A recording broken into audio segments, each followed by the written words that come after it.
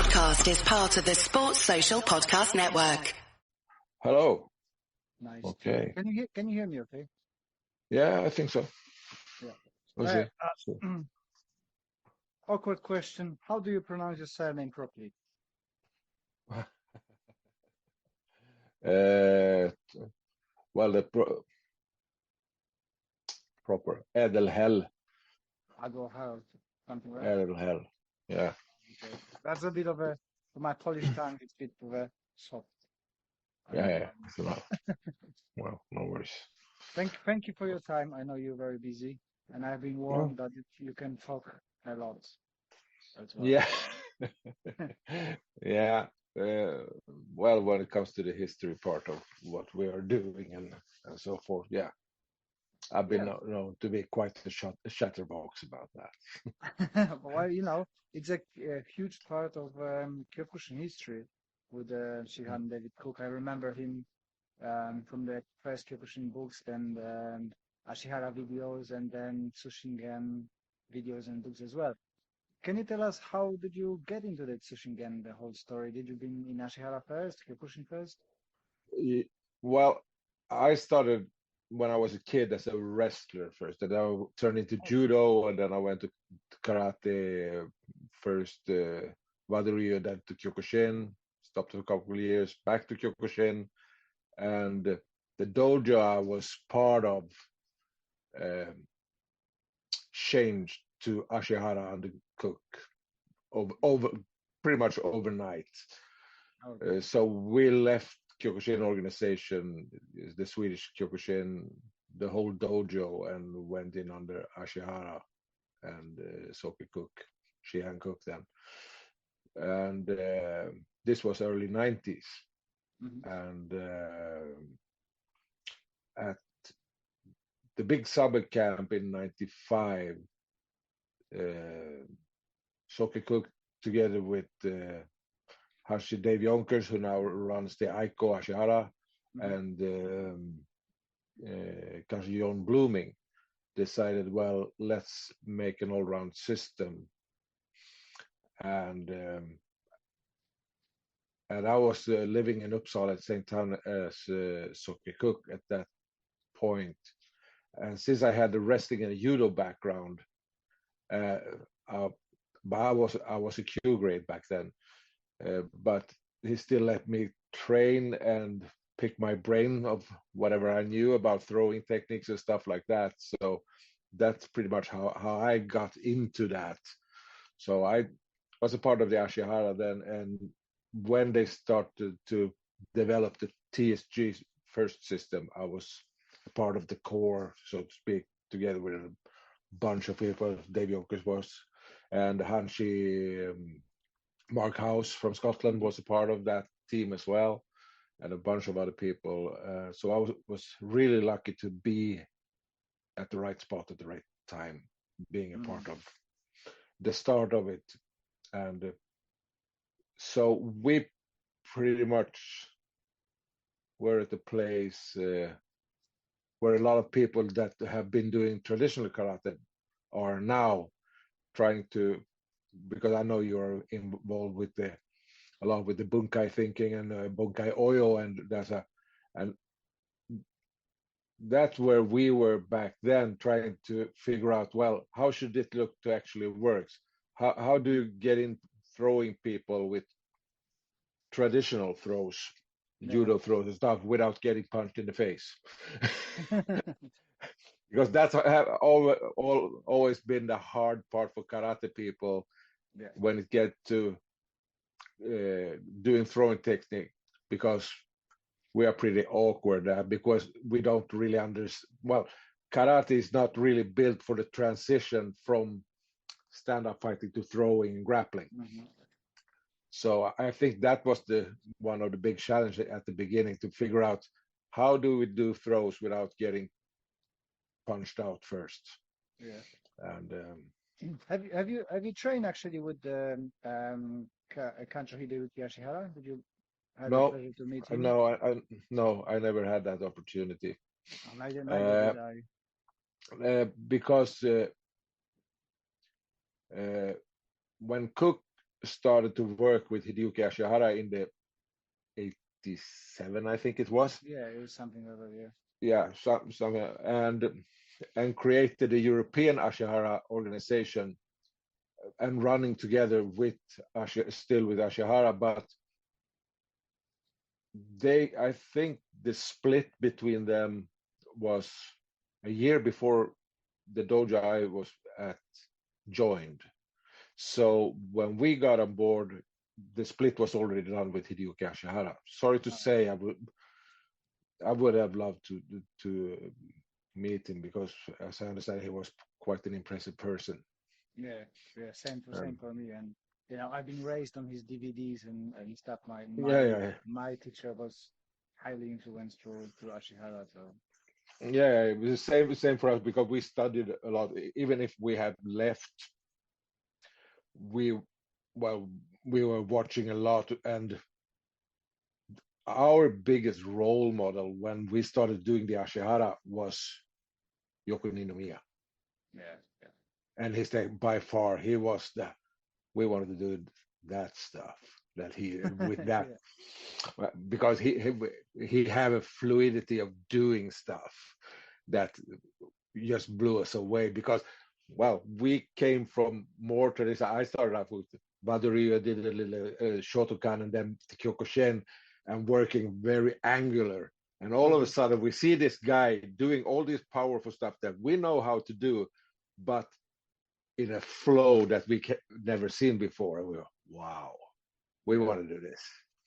So yeah, he definitely stand out on all the videos and competition and stuff with yeah.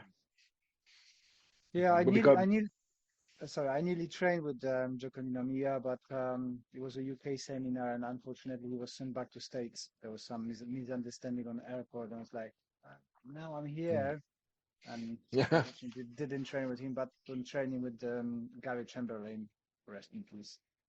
So but actually the guy who was my senpai at the club that changed to Ashihara later, we had pretty much we had a split within our own organization about 2 years after we formed the TSG, and one of the guys, he was my senpai at my first dojo, went to Enshin karate and is still a student and sensei under Yoko Ninomiya. So I think it's the only dojo in Sweden that runs Enshin. Might be one more or so, but that I don't know about. But Enshin in Europe is not very strong. There's two no, dojos in Poland, and actually Ashihara in Poland is not very well represented either. no, but you have both branches of Ashihara is in Poland, isn't it? Both Nico, the Japanese, and Aiko. Yeah, and I think they both under the same guy, Dariusz Wiśniewski. I think. Oh yeah, he still had a it's both. running the both Yeah, I think so. Okay. At least that's what I remember when I've been in Poland. I'm not there for 17 years, so but we took the part in the competitions. It might change now, so I haven't been following it. Yeah, I have no insight that whatsoever because I'm still connected. Our organization is somewhat still connected to Aiko Ashihara with the Yonkers because we used to belong to the same organization when we split in the late 90s because Soke Cook wanted to focus on developing the TSG systems and the organization, and so we pretty much left it to Dave Yonkers to run it first, and he said, okay, you take that, I will do whatever I want to do. But it seems to be that this split was on a kind of very friendly, so the Budokai, the Tsu Shin Gen and Ashihara from the Yonkers, you still cooperate and exchange experience. Oh yeah, absolutely. Which is kind of an odd thing in the martial arts because usually the splits are fighting to the death and trying to. But the thing is that when it comes to the Aiko Ashihara, Dave Yonkers was one of the Cook's closest friends for many, many years. They traveled around the world, were very close. And same goes for Mark House, who is one of the heads of IBK after from John Blooming, and we are good friends. We meet a couple of times every year on different seminars and camps, and same there. We are no hard feelings between us. We just decided to work on different things, and for me it was a natural thing staying with Cook. Since I live in Sweden, I lived in Uppsala for a couple of years, and I moved there just to be able to train with him. And I was his student for almost 30 years, not always living close to him, but we have pretty close contact. And since I moved to the west coast of Sweden, we lost a little contact, but always. Keeping talking a lot to each other, but when it comes to the Aiko part, and they at the end before he passed away, I talked to him about his relations with Dave Yonkers, who runs the Aiko, and he said, and I talked to Yonkers as well about this, and he said, well, there's no bad blood. We are just both very bad in keeping contact with our friends. We are so busy. We are so busy doing other things. So there's no hard feelings. It's just that we are not very good at keeping in touch. Because I know they are very close. And when Soke passed, Yonkers was the first one I called. I got on the phone and to give him the news about it. So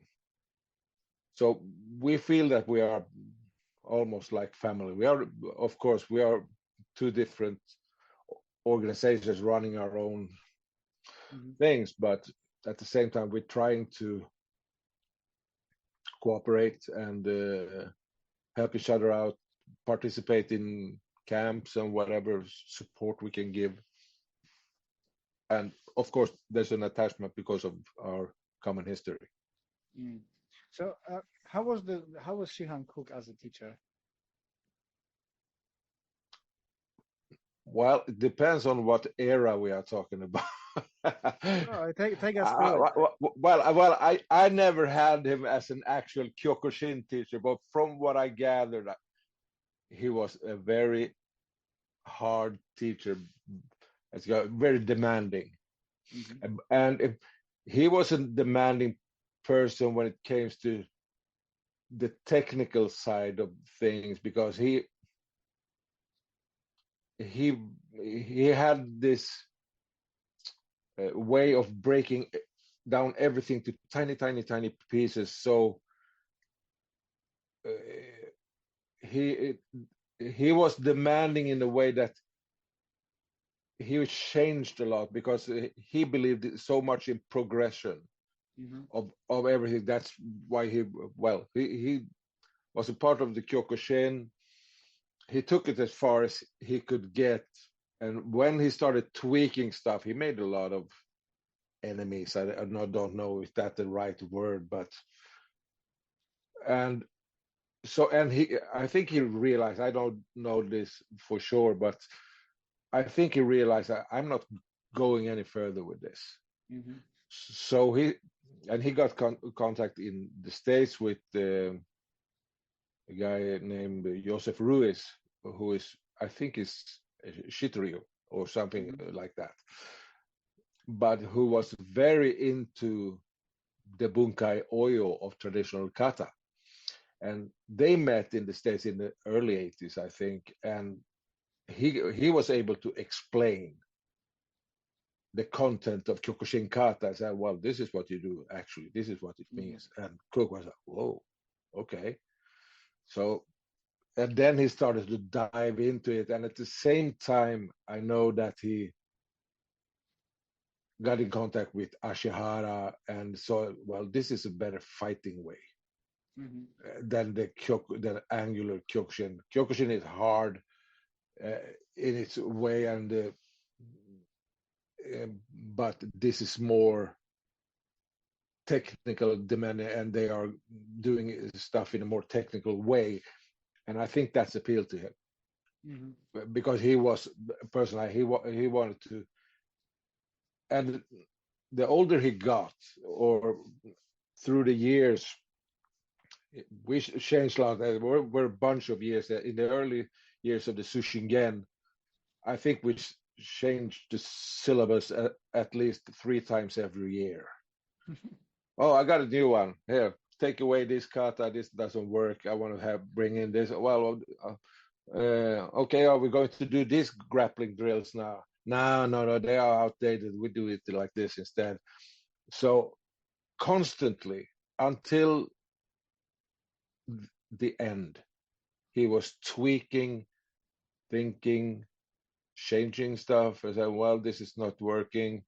Okay, we keep these techniques because, okay, they are not the most functional techniques there is, but if you train them, it will give you something else. For example, Ushiro Mobashigiri.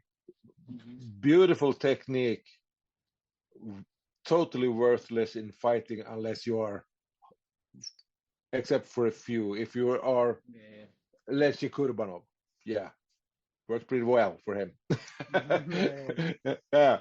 But if you train it a lot, you get a good comprehension of your body, your balance, and stuff like that. So that's the benefit of these maybe not so functional techniques, but we do it because you will benefit as a martial artist because it trains other stuff so that's basically why all this, but otherwise we will be down to pretty close fight stuff, just hooking uppercuts and elbows and knees and headbutts. Pretty much, if you narrow it down. But he was always we started out doing this mix system to start with, and we had a lot of dojos, not a lot, but a bunch of dojos that no, we want to still do Ashihara. We want to do stand-up stuff. So okay, you can do that. You can call it Ashihara. So we name it TSG Ashihara because you need to do a couple of things that is same as the Tsu Shin Gen, because this is how I want to do it. But you can do Ashihara, so we call it the TSG Ashihara. And we also have a couple of Kyokushin dojos, especially in Russia, who will be a part, because Kyokushin is a strong part of their identity. So they want to stick to it, but we tweaked it so when they are grading, they need to do a bunch of the Tsu Shin Gen stuff, more self-defense, like working with high guard to start with, and with a lot of punches to the head work and more that kind of stuff. But they can still use their identity as Kyokushin. So now we have the Tsu Shin Gen International as an organization that works as an umbrella, but we have 5 different systems under it, and that people can, if they want to do the mixed fight with all the grappling, the MMA stuff, and fine, do that. If you feel more comfortable while being a part of the more traditional stuff, well, do that. That's okay too. But we have a bunch of combinations and stuff that are common for all the systems that everybody needs to know, because that's the core, so to speak, or whatever. Is that not making it complicated with the grading and stuff? I mean, you've got so many different branches of the same. I'm asking because I've got a very similar approach. So some of my guys don't like being on the floor, especially the girls and people who are, let's say, plus 50. I don't see it really as it's not really a problem for us as an organization. It gets a little problematic for people's egos. Right. Because, well, we did this grade and we did this and that, and you only did those things, so we are a little stronger and a little better than you, and well, it says more about their egos than actually what happens, because the journey as a martial artist, even if you trade the same system, is never the same. Yeah. So people need to be a little more humble about it. Yeah, that's the problem. People, instead of comparing themselves to other people, should compare themselves to themselves, right? You better today than you did yesterday. And well, and I've been the same, because if you've been around a long time, I know you have, I've been doing this for 50 years next year. Oh, wow. You need to have a big ego, no doubt.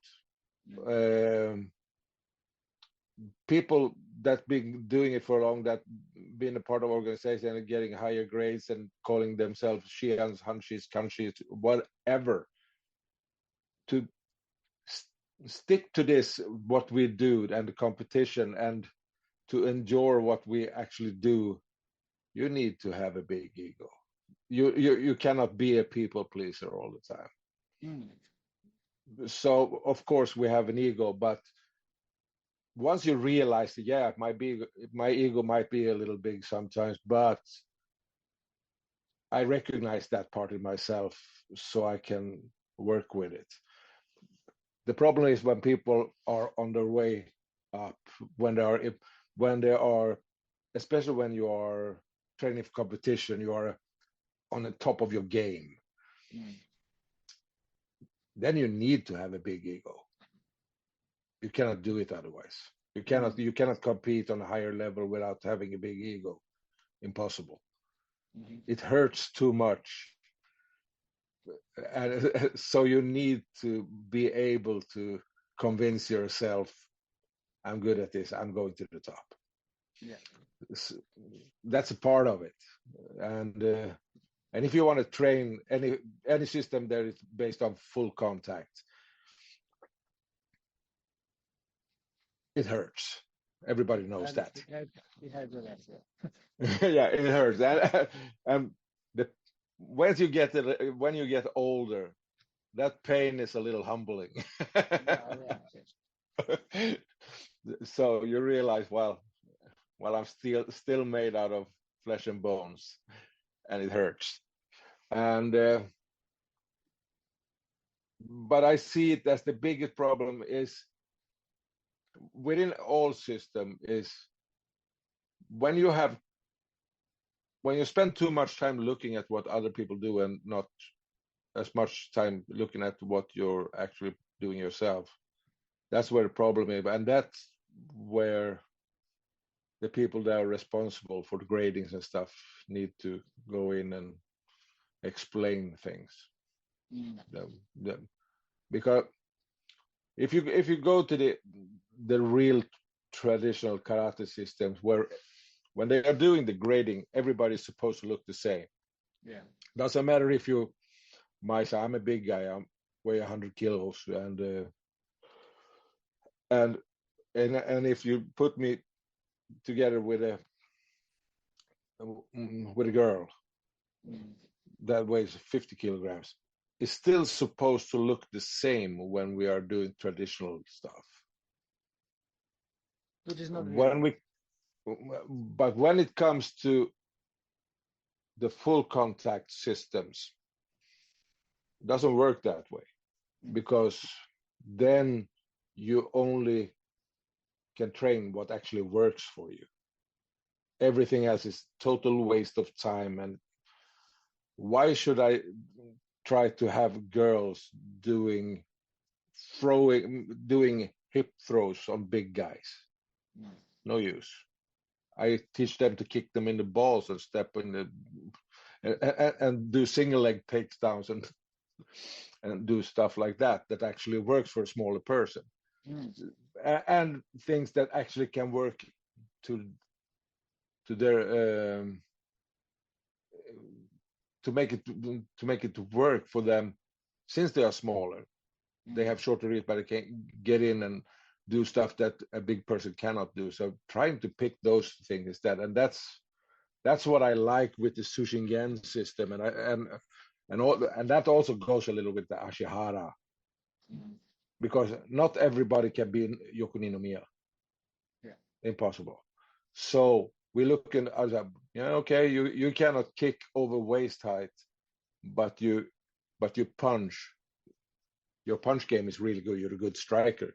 Work on that, and you will still be as good fighter as the people that are good kickers. So that's a little different when it comes to all the systems. They are based on full contact. You need to be able to say, well, it's a very more of personal preferences, everything, to make it work. If you're only doing traditional kata and doing traditional kihon and occasional pad works, okay, you can demand that it should look a little more the same for everybody. But as soon as it come into that we are actually supposed to hurt each other, totally different ball game. You need to have another mindset. We do kata as well, but we don't do kata in the air. We do kata with uke. Always. We don't have any katas with. Yeah, because you went Ashihara way, so get rid of all the traditional ones into the modern ones, and then you can change the way just drills, isn't it? Yeah. So we have so our kata is built pretty much like the Ashihara katas, but we do always with an uke. So all katas is based on 8 combinations, pretty much. And you can do it in a pattern if you want to, but we always have the free fight form. But you do it as a pattern, so you start out on the left, the same with traditional kata, and you make 2 combinations, but you have an uke coming to you with an attack, so that you need to respond to. So you do, basically you do 2 combinations to the left, to the right, 3 on the center line, towards showman, and 1 on the way back, and you end up facing the showman when you finish off your pretty much like the Ashihara. So so the TSG katas is built pretty much the same way, and then we also have it's not really kata. Well, it's kata if you take the word kata and just translate it to pattern. We have it in grappling drills as well, where you do the floor work kata kind of. Yeah, I had the experience of Tsu Shin Gen in Poland. We had a joint seminar with I don't know if he still is in Tsu Shin Gen, but Emil what's his name? Emil. I know his last name. No, he's not with us anymore. He went into the Brazilian Jiu-Jitsu kind of thing. Yeah. So he was, I think he was just fresh joining with you, and yeah, we had the joint seminar, so I've been familiar with the fields, and it makes sense, and I liked it. Yeah. Well, yeah. So try to. So we had it that we needed to decide. Me personally, the dojo I run, we do the stand-up stuff. I don't do much grappling anymore. I was a part starting it all, but I don't do it anymore. But it's more because of me, not that I don't like it, I don't think it worked, but older I get, the more I realize that you often return to where you were when you were on your peak on training, and when you were developing your personal style. And I was at my peak during the years when I did Ashihara and we started building the Tsu Shin Gen. That's where I'm returning to, because it's easy for me, and my body doesn't hold up for doing a lot of throwing techniques anymore. I can do it for a while, but I wouldn't like to do it on not on a daily basis. Yeah. Yeah. So I'm kind of returning to where we were at the beginning. I'm trying to keep throwing techniques and grappling techniques, so I know what's going on. But I'm not working on it anymore. I'm not trying to be a good grappler, or I don't do a lot of throwing techniques when I spar. I do it just to annoy people once in a while, just to. But I might shoot because they're not expecting me to do it. But otherwise, now I'm pretty much more of a stand-up fighting. We're back to where I come from, and actually doing things a little backwards. And this goes only for me. This is not for the Tsu Shin Gen people in general. This is my personal kind of thing, that I'm going kind of backwards because I'm looking into the Kyokushin stuff, especially when it comes to the Kihon stuff, because we don't train Kihon, not in that way that we are doing Ido-Gaiko in the air and stuff like that. Our Kihon is based on pad work mostly, so. But I'm looking at how come, because an example, I had this conversation with Soke before a couple of years before he died, and I said, well, I teach my students to do Senkutsu Dachi, and he said, why are you doing that? We left that stuff behind us a long time ago. We do everything in Kumite Dachi. That's where we work. Yeah, but on the other side, and I say, yeah, you're right. We left that a long time ago. But I also teach them Kukutsu Dachi. And he went silent. We had this phone meeting, and he went silent. What are you on about? I said, why are you doing that? Crap. and I said, okay. I explained it to you that I've been training with you for a long time, and you have by far the hardest migraines I have ever experienced. He kicked like the mule. And I said, every time you do this amazingly hard migraines, I have had almost 30 years of time studying what you are doing.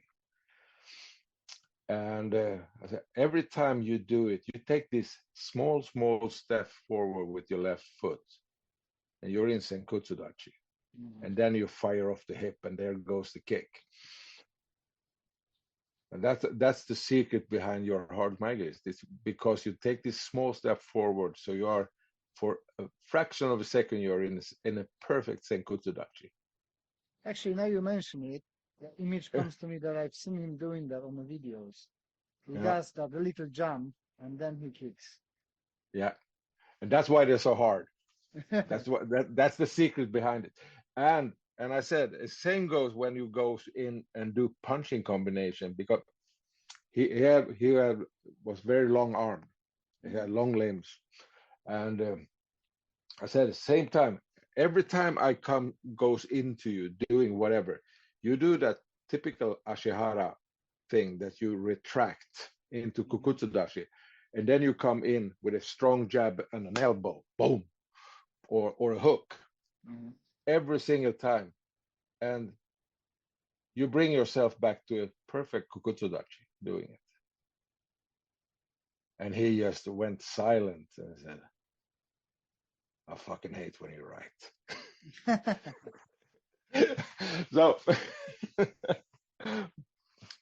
So I'm looking a little at the Kihon, because since we don't explain things like that, but I like to look at where I come from and how come we work like this.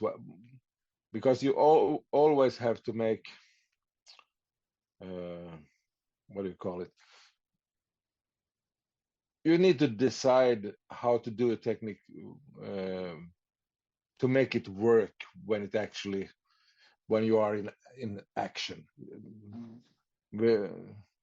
So you need to take parts away of every technique to make it actually work. Because if I stand in front of you with a kick shield to my leg and I said, do a get on washigiri, and I said, fire away, do it as hard as you can, and you will go in with all you got, and I said, okay, do it again, and you fire away, and then I start moving, and I said, do it again, and I'm moving around, and you're trying to find that balance within attacking and fire. There's no way that you can reach even 70% of the first kick. There's no way. So you need to level out, and that goes for all techniques. You need to find a way. How can I, within the stuff, the way we do it, make the most out of every technique without putting myself in too much danger. Mm-hmm. So he spent a lot of time working like that. This because we can do it hard, but it will not work because you will be put in a bad spot if you fire away with all you got. So you cannot do it. So you need to work in a different way to be able to, after whatever you throws at someone, you should be able to either follow up with something or cover, protect yourself, block, whatever at the same time. Whatever you do, you should never end up in a position where you cannot defend yourself or follow up with something. Never. That was one of his main things. Don't put yourself in awkward positions. So it makes sense. And especially when you go into taking up things one notch. We're talking self-defense. Then you cannot take any risk because that's when it all, in my point of view, and I know he thought in a similar way, self-defense is always about gaining time to get away. Yeah, that's what it's all about. How do I, as effective as possible, get those extra seconds to get myself into safety? That's what it's all about. And then you need to be very aware of what actually works and not. I think we had this conversation on Facebook a couple of years ago. It was a bunch of people from different systems and styles having this. Okay, if you can take two techniques into a real fight, what would you use? And people were coming up with all kinds because they have their personal preference. I'll bring in a Yoda and Yakoski and I punch the shit out of it. And people were typing all kind of stuff. And I was talking to a guy, I don't remember who it was. I only want to have techniques that would work in a phone booth. Mm-hmm. So I ended up with a headbutt and an eye gouge with my thumb. That's it. Mm-hmm. So because that's what actually works when it. But you cannot build a martial arts system on headbutts. No. well, you could, but. Oh yeah. In terms of Kihon, I wish, I'm into kind of longevity now because, like you said, being prone all the time, it's not pleasant anymore. And I came across what Shihan Cameron Quinn from Kyokushin does, and he uses all 56 techniques from the Kihon as a warm-up and general mobility and exercise for the body. And I'm kind of being drawn more to this one because I don't do Kihon, traditional Kihon, just like you. We don't do standing and mixing air. No. We do it mostly with partners and pads and stuff like that. That's a more efficient way. But I'm thinking it is kind of good way for mobilization, reaching those shoulders and everything out and just having a physical workout in a nice manner when I'm older. Does that make sense? Yeah, well, I do some traditional kata. I had some issues with my lungs and heart a couple of years ago, and I started doing Tsu Shin Gen Mm-hmm. for breathing exercise. And I realized that when I started working with my diaphragm doing ibuki, my breathing got better. Mm-hmm. So I took it as some kind of conditioning of my lungs. So I started working like that, and then I went on to doing Tensho. And I was thinking, damn, I haven't been doing this for 30 years, but this is actually a little fun. Mm. Yeah, So the then body I started, remembers. yeah. So then I started to do, okay, see if I remember this kata and this one. And then I started to figure out, hell, this combination went down to the pinon katas and stuff like that. And I was, hey, when I do this, now it makes sense because now I know a lot more of close up fighting than I did when I was doing Kyokushin. So now I see pattern that I couldn't have been even close to back when I did Kyokushin. But now I see, hey, if I do it like this, damn, this is a good step in for a setup for a good throw. So I see these small things, not everywhere, because I will not pretend knowing the oyo of all Kyokushin kata. No way. But I see these small things that this might be it. And of course, if you take 10 instructors, you have 10 different interpretations of what it actually is, and it's okay. Each to his own, and we come from different. We have different references to what we do. So if I see a thing, well, I think we do this, and you say no, this will work better, and but it sparked a little thing in me to look at the katas, because it gives me a deeper understanding of our own technical journey. So I see stuff in there that gives me ways to explain things, because I think that's a responsibility when you are working as an instructor. You need to figure out as many ways as possible to explain things, because if you have 5 students, you need to explain the same things in 5 different ways often. So I think it's kind of your duty to understand and try to figure out as many ways as possible to explain how and why. Then that's what Kion is for me. It's to know why, when, and how. It's not only about how. It's so when I look into traditional stuff, I get different ways to explain things, and that's the beauty of it, as I see it. And but it's not for everybody to do it. Most people just want to fight. This works. I like this. I want to have a good scrap. Okay. People are funny. I just literally before I start talking to you, I posted a picture of me doing karate but having the boxing gloves. And I got a comment like, "Oh, that's not karate, you got boxing gloves." Well, how do you want to spar safely? You know. Okay. Well, you need to be able to work with everything. I would like to see that person try pressure testing without proper gear. That would be short and intense. I don't know if you do it, but we do it sometimes, and I think it's a good.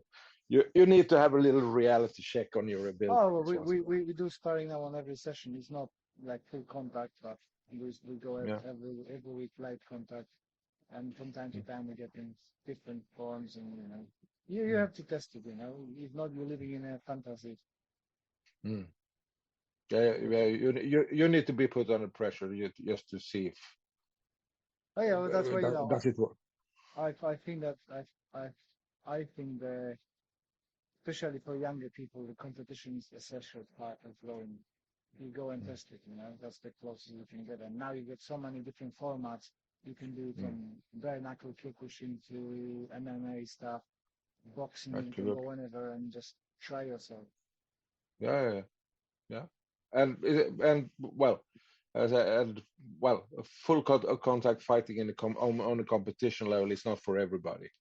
No. Uh, It's well, if you get 10 students that sticks to training, maybe one or two will actually do it. And most people are not cut for it. Yeah, I can tell you because I never been. I Oh, always have a problem up the head to push myself to achieve higher stuff, because I've been suffering with a oh. low self-esteem, and I won one fight, and my brain is like, "We're happy now. We won. You don't need to try Yeah, anymore. It's done." yeah. No, I've never been a competition. I used to do some competition when was it judo, and I did some knockdown competitions as well. And I went to the States for a while, worked and did some Thai boxing and kickboxing with European kickboxing stuff like that. But I've never been really into the competition circuit. Just no, it was not for me. I've been way too busy doing other stuff because you really need to be devoted to it for a longer period of time to actually make it work, especially when it comes to full contact stuff. So Although I have to say now I enjoy going competition. I think I developed now the better mindset. So, yeah, last year I figured competition, we done it very well with my students. I really enjoyed it, but completely different mental setup after yeah, 40 than 20. yeah, So yeah, it was a good experience. yeah, yeah. And well, and I would love to do it, but think my I don't think my doctor would like it. But, Would definitely. speaking of things like that, we all got that 20-year-old inside who says, yes, you can do it. Go and do it. And then your 40, 60-year-old body says, no, we're not doing this. How did you No, come to no. terms? How did you come to terms with dealing with the 20-year-old in the head? Was it difficult? Well, I'm not. I'm not saying that I'm winning all the time. Yeah. Well, that guy is still there sometimes, but I don't know. I, once in a while, I get the feeling I would like to do it. I would like to do one more competition, but try to do a veteran kind of thing. But at the same time, uh, my body is quite broken Mm. from uh, my joint is not that good anymore. And I have a lung and heart issue. Mhm. I'm fine. I can train pretty hard, but I need to be a little careful with what I'm doing. Uh, still enjoy uh, going at it, but I don't know if I should. I should not say never because that would be stupid. I may get the feeling. Well, okay, I will do one more competition, and Mhm. maybe I get to do it, but probably not. I'm. It's more likely that I would spend 2 years as a recluse training kata and doing kata competition. Mm. Well, I took part in kata competition as well, and I really, really enjoy them. There's something to it, competing against other people with Wow. everything. Yeah, but it's kind of, I think it's kind of weird doing competition with kata. It's like competing with music. Yeah. Kind of a weird. It's kind of a weird thing because for me, doing kata is kind of a very personal thing. It's more like meditating Mm. in motion. It's a lot more like a meditation kind of thing for me. So it's more that kata is something that's going on more in my head than actually in the motions I do. Is more what's going on in here while I'm doing it. And I think it would feel weird to try to bring it to a competition because Okay. the kata is for me it's so much of a mindset of for the motion I'm doing. And I know I think it would be weird. I would think the experience of being judged on what's going on in my head would feel very strange. It's easier with fighting. You say, okay, I get punched out, I lost. Fine. Mm. No worries. It's easier. Mm. Speaking about the head, what's your take on did karate help you with them overcoming mental health issues or being I think supportive or I think what's your take? I think it's brilliant. Mm. When what karate, martial arts, whatever, to training to train within the context of martial arts when you have mental issues, whatever they might be, how severe or whatever you want to call it, it is it's definitely beneficial. Mm. I can most definitely, uh, but it all comes down to what kind of instructor you have, of Yeah. course. Yeah. Because you need to have instructors that have a mindset that is uh, they need to be very aware of the differences and the difficulties of the person they are working with. Mm. So I think that everybody that have mental problems or whatever you should call it can benefit, but it's all about the instructor, the sensei. Mm. I think that's because if you have someone that have issues and they end up with the wrong sensei, that could be a very bad situation. Yeah, it can make it worse. Yeah. Yeah, it could make it worse, especially when we're talking about, well, let's take someone with autistic, Mm. on someone on the spectrum, Mm. on the autistic spectrum, because once you have planted an idea, it might be quite hard for them to get rid of it. Yeah. And if you are the wrong person planting the wrong idea, you can mess up a person pretty bad. Yeah. That's my belief. So I would be careful, but I think, yeah, absolutely, because if it works well, it's so rewarding. So you actually save people's lives Mm. with it. So I have strong beliefs in, but it needs to be handled very carefully. You need to be aware of what you're doing. Mm. I think every sport with the same problems, right? And same potential. If you've got the right environment, you can help people. If you've got a bad Mm. environment, you can break people down. Yeah, exactly. So, but yeah, so if you can help people or well, if you can create that environment for them, absolutely, it's a splendid thing to do. Mm. Absolutely beautiful.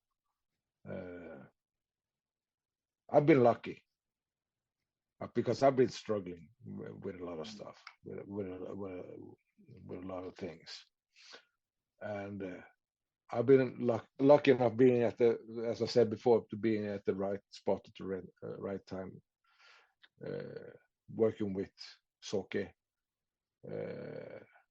helped me a lot.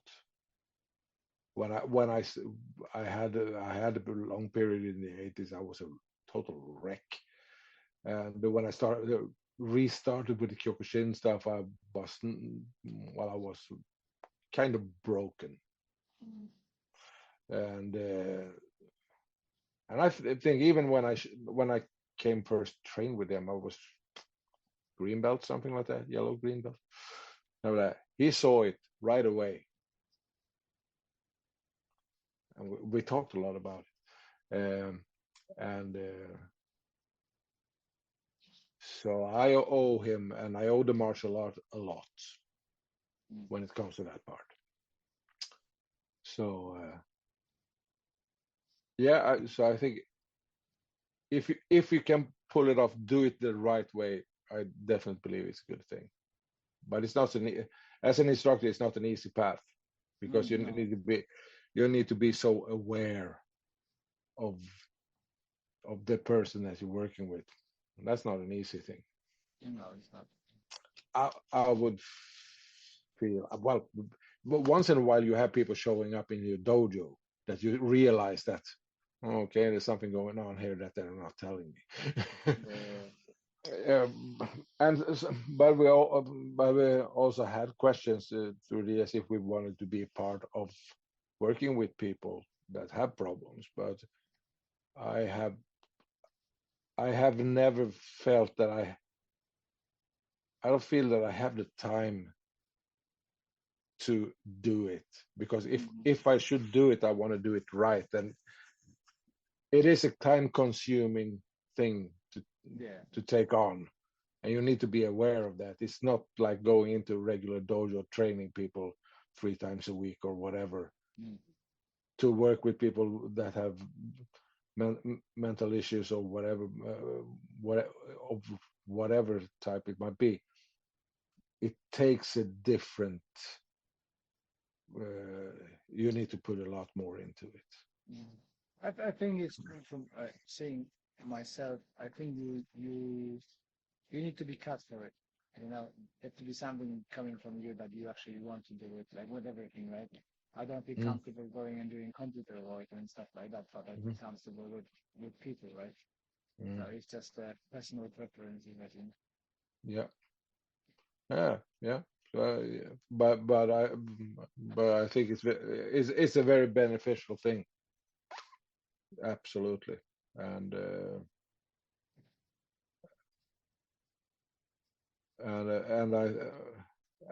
I think that there's a bunch of guys doing it. You're doing it, and you're profiling yourself with that, and this guy in France that works a lot with that as well. Yes, I don't remember. Didier or something. Yeah. So he seems to do a lot of that stuff, and also in this Kyokushin in Belgium. Yeah, with Kurt.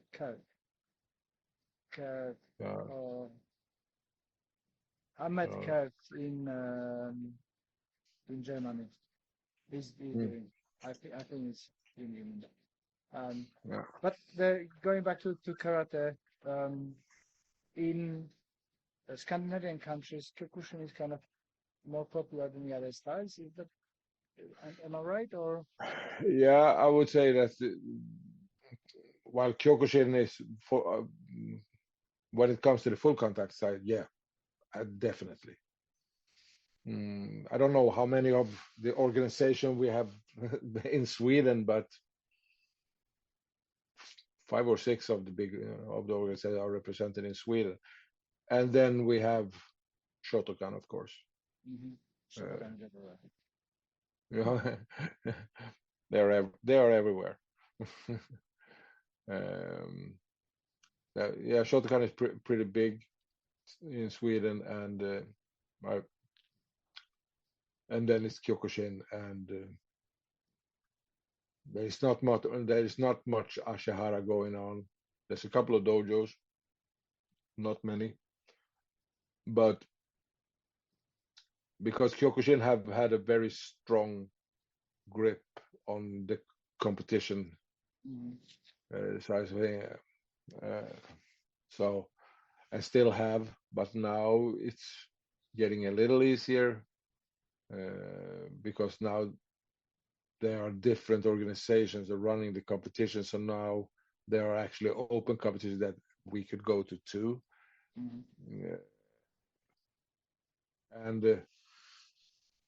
the problem has been also that for a long time, all full contact fighting was forbidden in Sweden by law. Yes. So knockdown was totally forbidden, and all the clubs that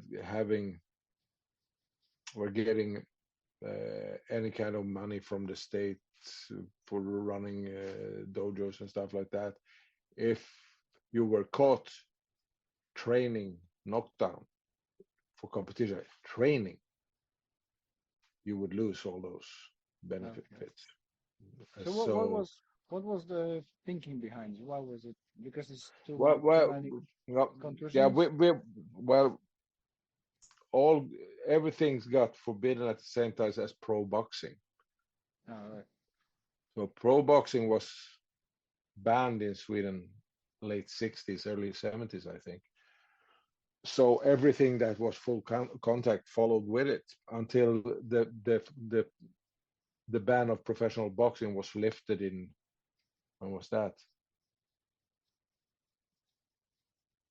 Well, around millennia, somewhere 20 years ago. So up until then, it was forbidden to. Was it because somebody died or something? Something happened, or it just? I don't know. I really don't know why it happened, but probably something about the health. So in the 90s,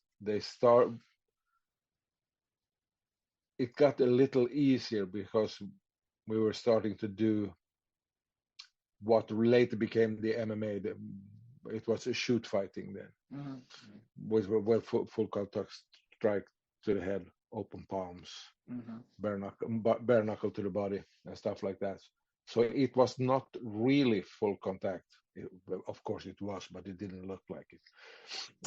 Substitute, because that doesn't have it. Yeah. And everybody who taken a proper shot to the head knows that. Well, it worked pretty good. So it was a lot of shot there because we didn't fight with any gloves or anything. So it was shot to the heads and bare knuckles to the bodies, and you were not allowed to punch. If anyone went down to the floor, you were not allowed to punch. As soon as one have one knee in the floor, you were not allowed to punch them, stuff like that. But we were full grappling with pretty much all joint locks and strangulation were allowed. And that was the first, and that went on. So it was the kind of a early MMA kind of thing going on, and then all of a sudden the pro boxing was allowed, and then the dam broke, and then everyone. So now it's knockdown, and we have the K1 and everything is allowed now. So how did because Sammy Shield is from Sweden, right? No, he's from Holland. It's from Holland. I always associate him with the Ashihara kind of your way. Yeah, well, he was a part of our organization since he was Dave Jonker's student. He was a part of our organization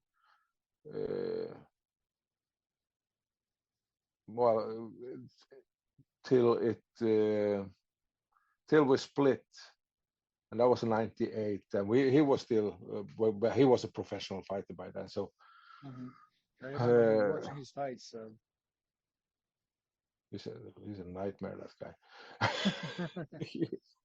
He's so big, it's ridiculous. But for such a big person, he moves super well. His coordination is great. He does. Such a tall person. Yeah. And he's good at reading. He knows his game so well, so he reads you like nothing. Because he's been doing it so much.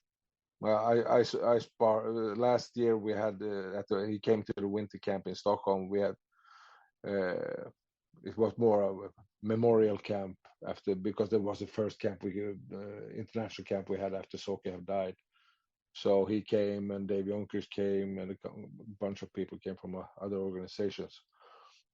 And so I sparred with him a little. First time I sparred with him in 20 years or something like that. And I just realized, and you do realize when you're working with that he could just eat me whenever. Boom! And it would be over with. One punch and I would be totally gone. And you're not a small guy, aren't you? You're quite tall. I'm 186. Okay. So Wow. 186 and he's 212.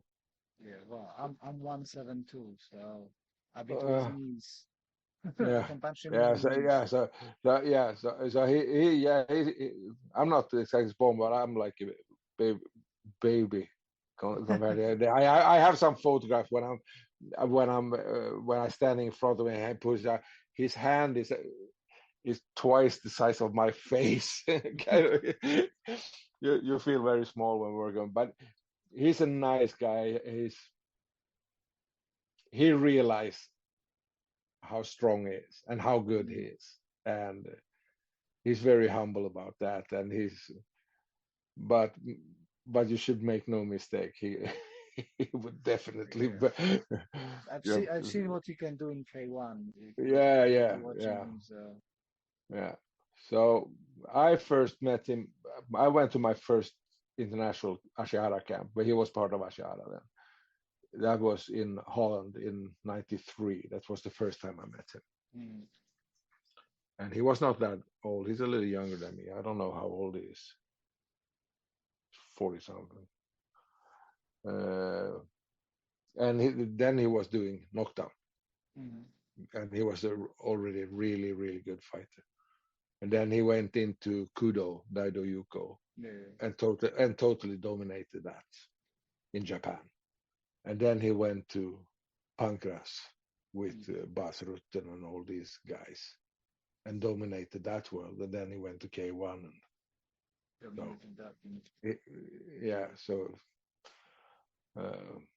But he's a nice guy, and he's fun to work with. And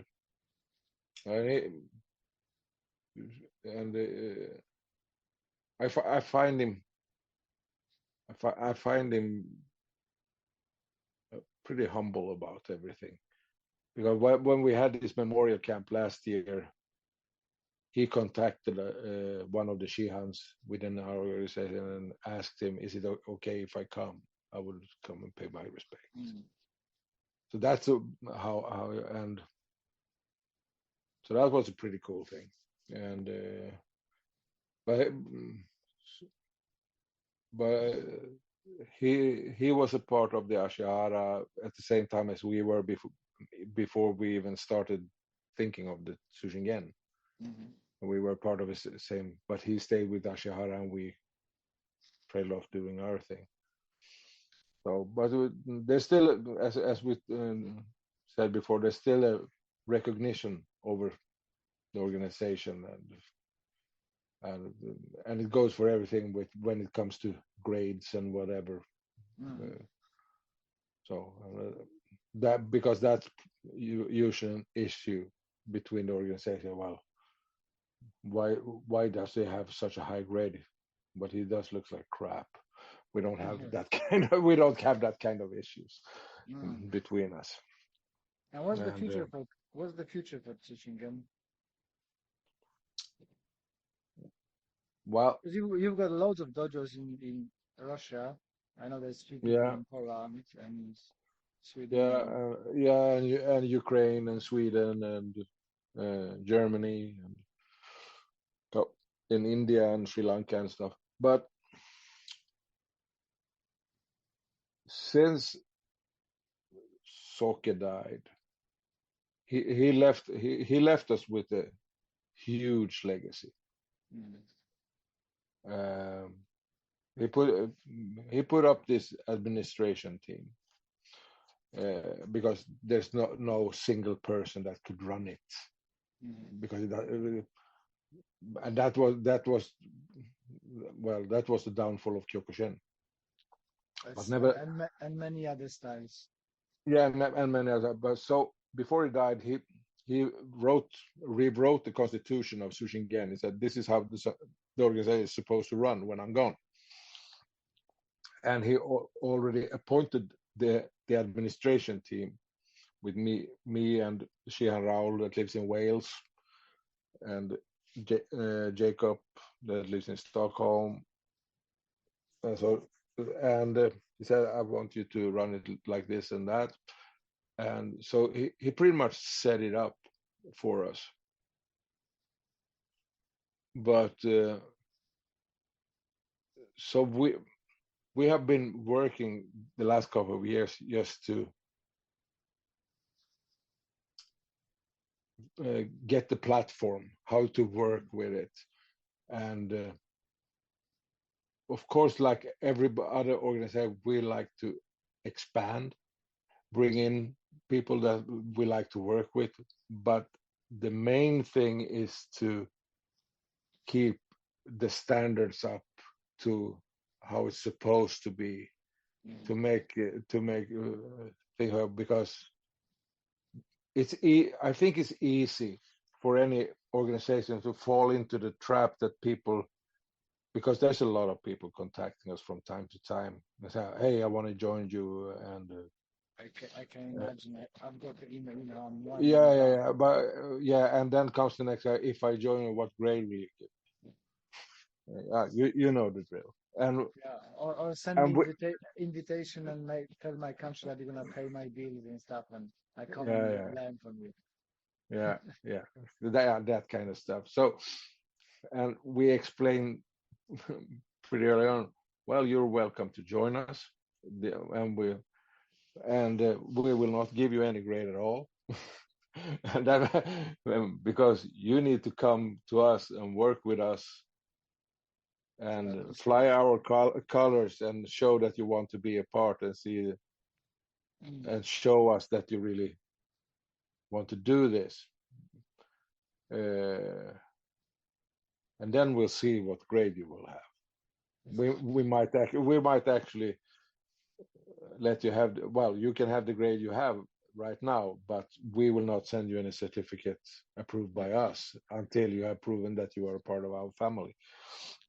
So, and that makes us, people might think we are a little up-nosed. I don't think so. No, but some think that we are, trying to make us bigger than we are. But it's more like we are watching the legacy that were handed to us very carefully. Well, and I'm sure that Shihan Cook would appreciate that. So we are expanding. We have a couple of dojos that joined us, but that's not been. So it's more like networking or within the other organization and trying to get some competition, go to some competitions and start that, because we haven't been a part of. We spend a lot of time building solid systems. And so the competition part was put aside because it was not that important really, because we want to build solid system that works. And now when Soke is gone, because now no one is tweaking the system anymore. So when he died, this is what the syllabus looks like. So we will not change stuff. We might change the method how we train stuff, but the grade testings will be the same. We will not change anything there, and stuff like that. So now we can start doing other things, trying to build a little more networks, working with people that we feel that we have common grounds with, so to speak, and uh, and I don't know what will come out of it, but we're just trying to make him proud in his absence. So we are playing it a little careful. Yeah, okay. Yeah. I think that's a very good strategy. You got any dodgers in UK? In Wales. One in Wales. Yeah, that's Shihan. He's a secretary of the administration team, so pretty much going on there. So we are going there for camp. I think we'll think is later this year. We're going to have a bigger instructors camp in Swansea, I think. Okay. So, but besides that, no. Is that open to everyone, or is just your? No, I don't. No. I think it will be for just for people that are part of. But we you never know what's going on. We might expand that.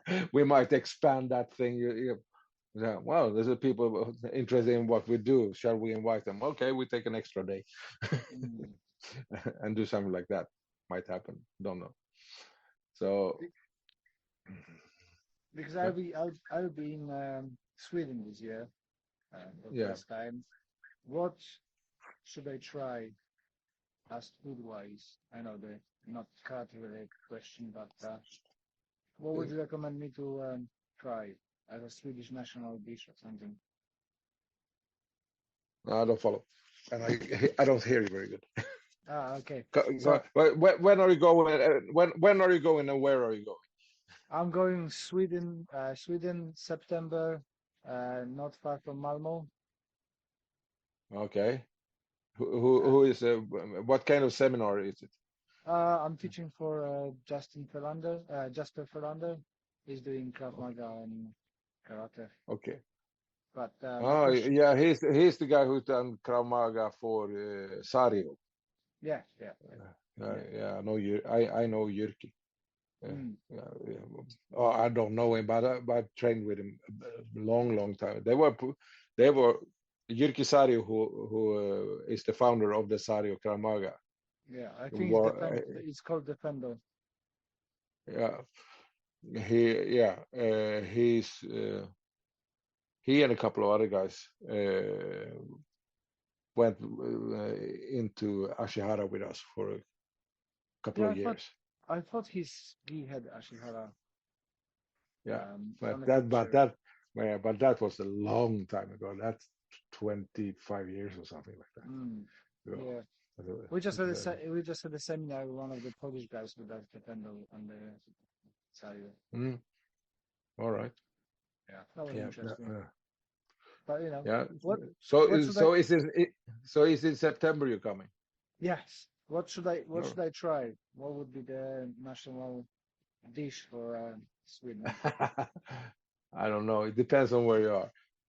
I will make sure to come to the seminar, and I will hook you up with some Swedish meat. Because I went to Finland and I checked what's the most popular food, and it came out with Turkish. All right. I think I can get you something not too revolting for you. Enjoyable. I bet that Joe will follow if I come to the seminar. He would probably join me as well. Yeah, cool. So it would be nice to meet you guys in person and chat and see how things going. So that'd be cool. Yeah. I was thinking about, because I guess that you are going to the same place where what's his name, Ian worked. Abernathy. Same place, same guy, arranging it. Yeah, then I know where it is. It's about 2.5 hour drive or something from here. Oh, cool. somewhere. That's So not so that it's far. not so it's not that far. And So so that could be done. uh, and because I was thinking going to the seminar where Ian were going, but well, I don't know why I missed it. But yeah, well, because something. I would be interested to see his approach to the Bukai thinking and stuff like that. Yeah, I do like doing the seminars with Ian.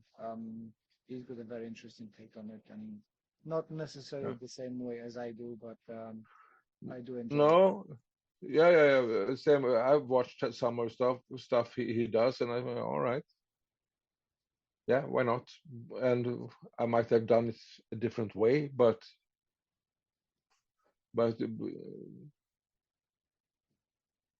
if you stop trying to learn things or getting other people's point of view, if you ignore that, then you're done for.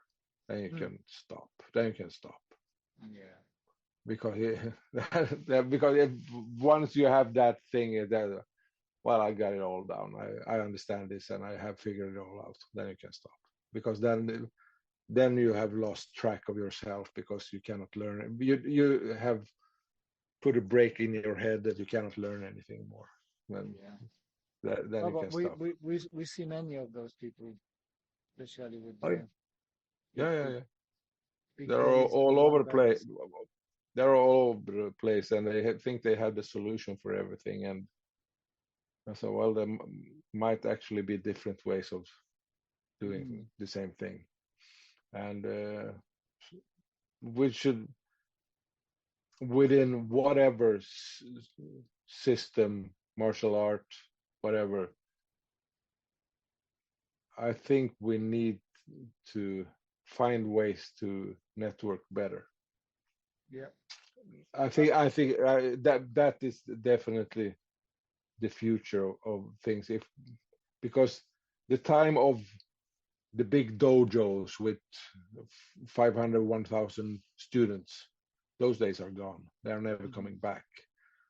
So, in order to do what we love to do, we need to find other ways to network and to work maybe not within our own group because I think groups will get smaller. Yeah. So, and to be able to work with different groups, you need to be a little humble and aware that people might do things different than you are. Doesn't necessarily mean that they are wrong. Mm. Well, there's many routes to the top of the hill, isn't it? Top of the Mm, mountain. So we're all mm, heading in the same direction, just taking different way to get here. mm, exactly. And well, for me personally, I'm too old for that kind of bullshit. I don't have time for it. I cannot put up with it anymore. I just get tired. I say, Yeah. come on, stop the politics. Can we not just get on doing sharing what we know and what we love and Yeah. I have a bunch of people from different styles and systems that I train with once in a while, and it's lovely because they have a different mindset. We do it like this. I say, okay, we do it like that. Well, and then you look at some guy that only been training for 3 months doing it all wrong, and it shows that he's doing it better than all of us because he doesn't understand what he's doing. And when you look at that, hey, that did actually work better than mine. Yeah. Let's try that one. And, and that's how it's supposed to work. Uh, There's that's how always something to discover. yeah. And the more you teach people, and I try to say that to people that never have been teaching, and I said, well, I want you to come and be my help instructor. Come and Mm. help me out. Because once you start to teach people, you need to think on what you're actually doing. Break down stuff in your head. How am I doing this? And how am I supposed to explain what I'm doing?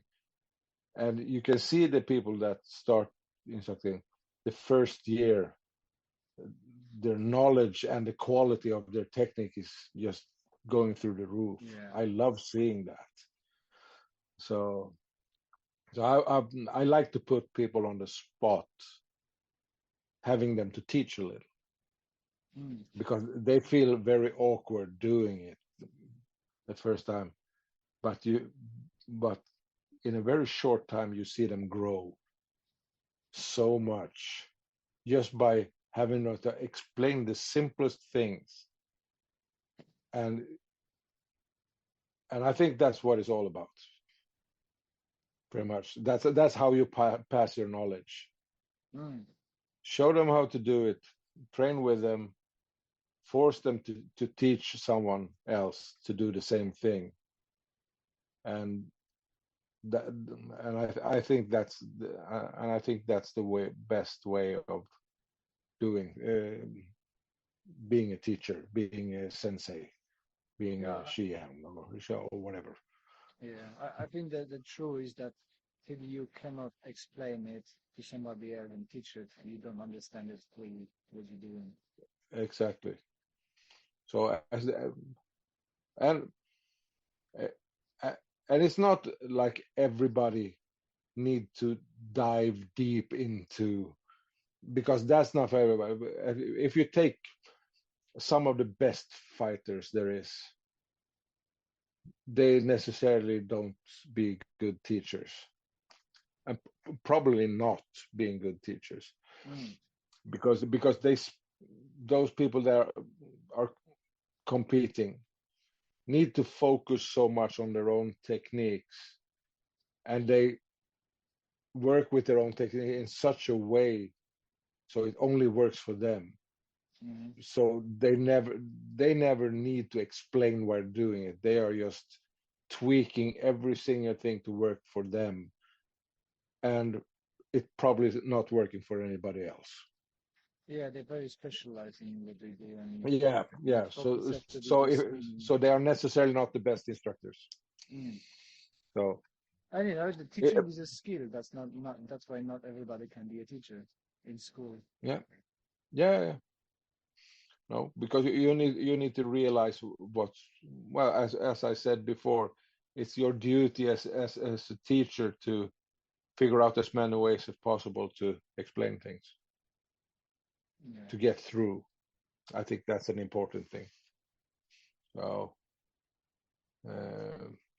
I think that's that. And where I'm going myself with it, don't know. I'm happy just being around, being a part of. That's the main thing for me. It's because I'm not going on any heroic quests myself. That's I'm just love being a part of, and I want to understand as much as possible. I love to network, and I love to understand. Like to I like to annoy people by doing things they don't expect me to do. Why the hell are you doing traditional karate? Well, because I think it comes something good out of it. Things like that. And so I will just continue, well, trying to figure out shit. Because that's what I do. I just want to understand it. I just want to I want to learn things all the time. I even had it tattooed on my back in Japanese, Isho Shugyo. So it's on my back and means forever a student. This is the best mindset, isn't it? Yeah, and that's where I want to be. I don't want to be anywhere else. I want to learn things. And as soon as I stop learning, I know myself enough to know that if I stop learning within some kind of I get bored. That means I'm not interested anymore. I will lose interest and just probably it will just fade, and I just will walk away from it. So as long as have the urge of learning, it's all good. I will still be here doing as much as I can. I said I will walk into the tatami as long as I can throw a decent punch. Or do a headbutt or whatever. Gouge the eye. Yeah, exactly. As long as I can do that, I will be around doing it. But and just trying to, well, be a part of the whole community and trying to network, trying to build some bridges between people that normally don't talk to each other. It's a good thing. Speaking of bridges, where people can find information about Tsu Shin Gen if they want to get in touch. Well, go to our website, because that's the easiest way to get hold is on the TSG International. I'm gonna put the links in show notes. So go to our website, because there's all the info. Because if you want to reach out to us, well, of course you can find me on Facebook or whatever as Tommy Odaiko, my nickname. What that means? Odaiko, big drum in Japanese. That's the big drum they are beating. Yeah. That's the Odaiko. Oh, okay. It's a story. One of my senseis gave me that nick once. It's kind of double-edged, because I had kind of a big belly, but I always, when I was fighting a guy, I went for him pretty hard, and he said, "You looked like you were playing one of them taiko drums." And then so he called me Odaiko, and then it stuck, and that's 30 years ago or something like that. That's cool. Yeah. So they find me there, but if they want to reach out to us as an organization, they should go to our official website, and they will find all the contact, because then they can reach Shihan Raul in Wales, the secretary, and that would be the proper way of getting in. Because if they contact me, I will say hi and share all the pleasantries, and then I will send them to Raul. Anyway, so that they will end up in the same place, whatever route they take. So, but that's the best way to do it. And well, we welcome everybody. But as I explained before, no we are free not that, certification. No, we're not that kind. We're not that kind of organization. You are welcome to come and train with us, but if you think the belt you have is one of the most important things, well, then we are not the right bunch for you. Thank you very much for your time. It was a pleasure to listen about it. Thank you, and it's a pleasure. And as you were warned before, I can spend some serious time talking about this. Okay, it's late. Have a good night and have a happy Easter. Thank you very much, and happy Easter to you too. And I will speak to you soon. Take care. Sports Social Podcast Network.